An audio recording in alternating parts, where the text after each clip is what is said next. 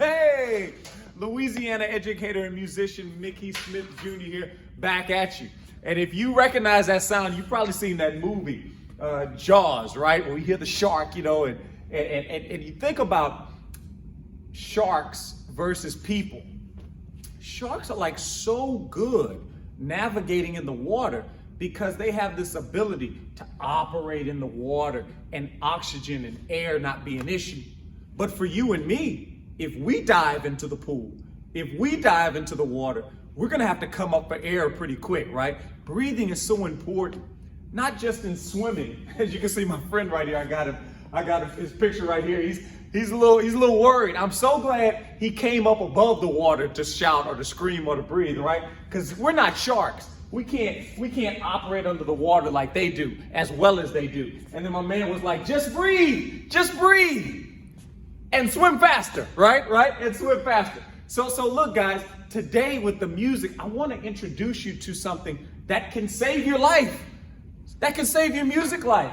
It's a little something we call the breath mark, guys. So a breath mark looks pretty much like an apostrophe or a comma, okay? It looks just like this. It looks just like this. And when you see this, you need to do this. You have to breathe, but watch, it's a special type of breathing. I want you to think about this whenever we're tapping our toe, there's a downbeat and an upbeat. Down, up, right? So up until now, we have started every piece of music by saying 1 up, 2 up, 2 up.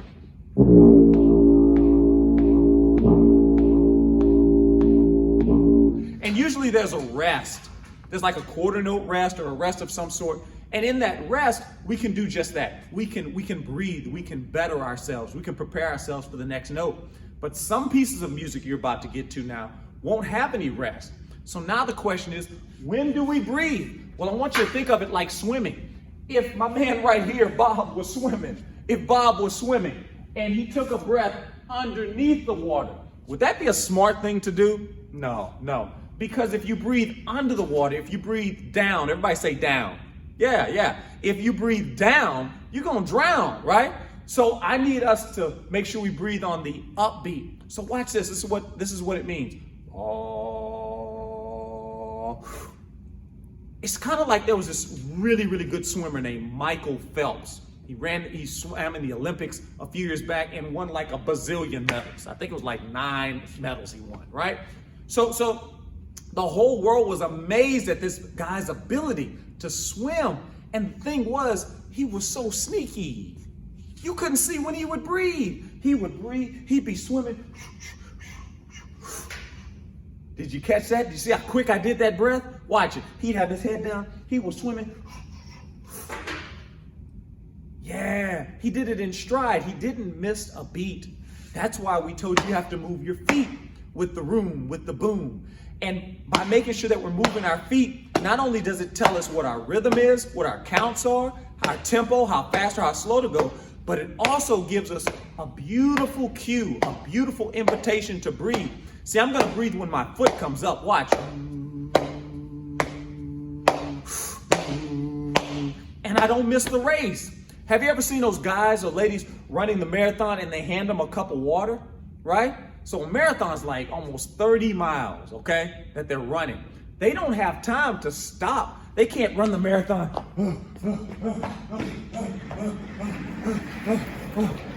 Gotta take a break. You can't sit down in the middle of a race. They don't give them a chair to drink their water. They have to drink that water on the go. So they get rid of the chair. No chairs allowed in this race. They're running, take a cup, and sometimes they even just throw it back out there because they don't want to mess up the tempo, the speed, right? So when we play our music, it's very important that you don't mess up the speed or the tempo. Let me give an example. 2, ready?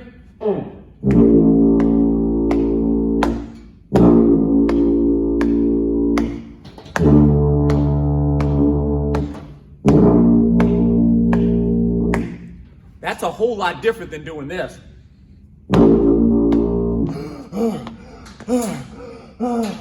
Oh.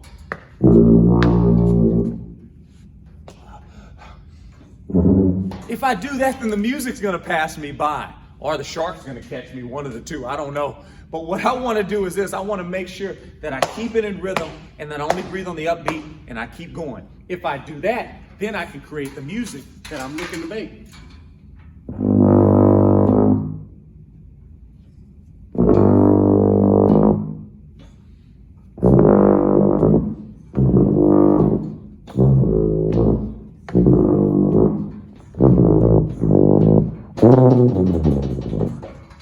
Whew, that takes a lot of air.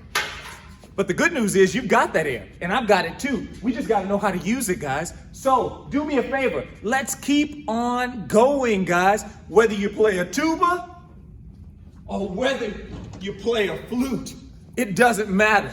They both require the air, and your job is to know how to use that air appropriately, using the breath mark. So anytime you see that breath mark, that's going to be your cue to breathe on the upbeat. The next videos are going to show us using examples of the breath mark. I just wanted to introduce it to you today. I hope that this made sense. I hope it was fun, guys. And make sure you check the water before you go swimming this summer, guys. Look, until next time, Mickey Smith Jr. If you have a question, leave it in the comments form below. Or, hey, check it out on the website, MickeySmithJr.com. Until next time, guys, discover your sound and keep on going.